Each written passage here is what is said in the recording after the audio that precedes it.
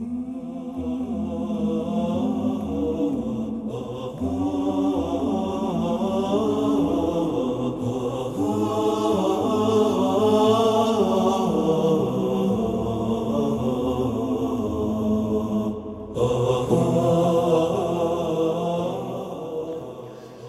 بالله من الشيطان الرجيم بسم الله الرحمن الرحيم والصلاة والسلام على رسول الله. Masu kallon mu barka da zuwa rana ta biyu ta watan Ramadan a cikin shirin da muke gabatar muku na faɗakarwa a harkar lafiya a cikin watan azumi. Zara ta farko mun yi bayani na watakila kira da addini yayi a azumi cikin Ramadan kuma har ma da wajen Ramadan. Mun dan fara dan taba kaɗan daga cikin fa'idodin azumi ga mara lafiya. To za mu ci gaba yau akan fa'idan azumi ga jiki ba wai ga mara lafiya ba. Fa'idodin azumi a jikin ɗan adam. Mun yi magana jiya cewa azumi yakan hutar da hanji da tumbi daga aikin da suke yi, wanda mutum ko mun san ko ɗan adam a ce ya zo ya ta aiki ko noma ko huɗa ko tafiya da ƙafa ko dai wani abu, akan so a zauna a huta kuma an gaji. To amma shi ciki in dai mutum ya saba da cin abinci ne, to duk sanda ka sa abu a baki ka tauna ka haɗe, to ciki ba hutu yake ba, dole yana ta motsi yana murɗa abinci yana tafiya. So idan mutum yana da matsala misali kamar ta ciwon siga, ko mutum yana da matsala kamar hawan jini, ko yana da waɗansu matsaloli misali ko da gudawa, sai ya zama na bai ci komai ba, ya ɗan bar cikin shi ya huta, ya zama ko kamar dai azumi misali azumi akan yi awa 12 ba a cin abinci.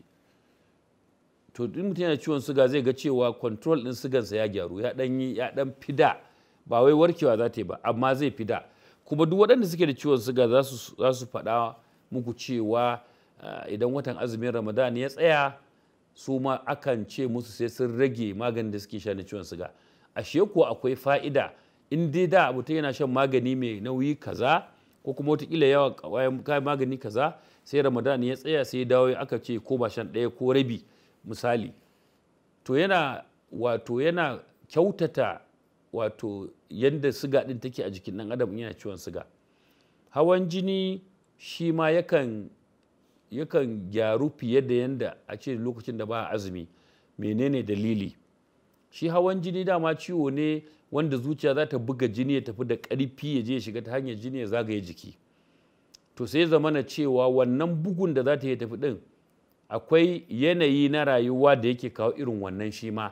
Misali mutum yana zaune kawai sai ya ga abin tsoro, ko a ɗaki ya ga miciji, ko ana tafiya da mota direba ya ɗan saki hannu kamar zai shiga gona ya dawo. Ai duk wanda ke cikin motar nan ilahirinsu za a ji kirji yana bugawa dam haka yana bugawa, faduwar gaba ake cewa kenan, an ba mutum tsoro ko mutum ya razana.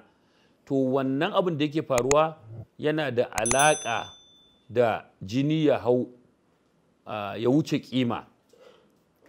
To saboda haka idan watan azumi ya zo misali, sai zamana cewa idan mutum ya shiga wani yanayi na misali tsoro ko wani abu, sai ka ga tawakkalin shi da imanin shi ya fi ƙarfi akan lokacin da ba azumi ake ba.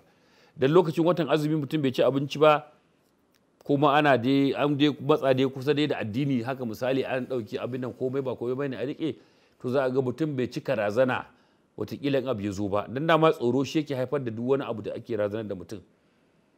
To kwanciyar hankali da ake samu da natsuwa da ake samu da watan azumi, sai yakan sa ita ma zuciya ta daina buga jinin da ƙarfi, ko da wani abu ne na tsoro misali shi ma zai yi sauki, sai ka ga jini baya hawan da watakila ake tsammani za in ba azumi ake ba. Shi yasa mutane da yawa an ce mutum yana da hawan jini sai ce ai shi baya tunani. Ashe ko tunani na da tasiri a hawan jini kenan. To mu a asibiti mun san cewa idan mutum yana sa abu a ransa cewa dole sai yayi kaza sai yayi kaza sai yayi kaza, jinin zai iya hawa. Shi yasa mukan so mutum ya nutsu ya kwantar da hankalinsa ya bar ma Allah komai, shikenan sai ga hawan jini ya ragu.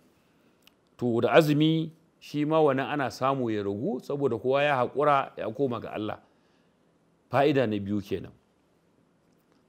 Idan mutum bai ci abinci ba, babu wani abincin da zai zama ya yi rara har ya zo a rasa yadda za a yi da shi, sai a tattara a je shi a store, kamar kuɗi ne.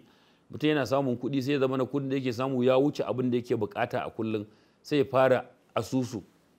To a jikin mutum asusu shine mutum alamun shi a ga yana ta ƙiba.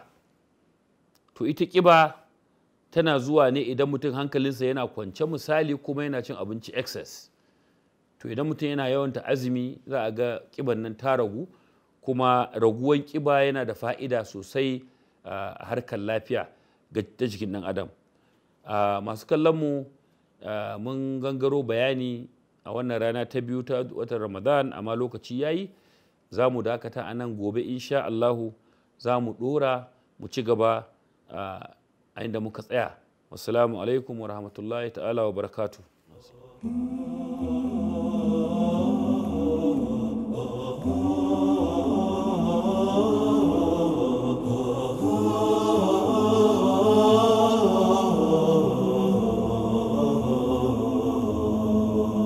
Oh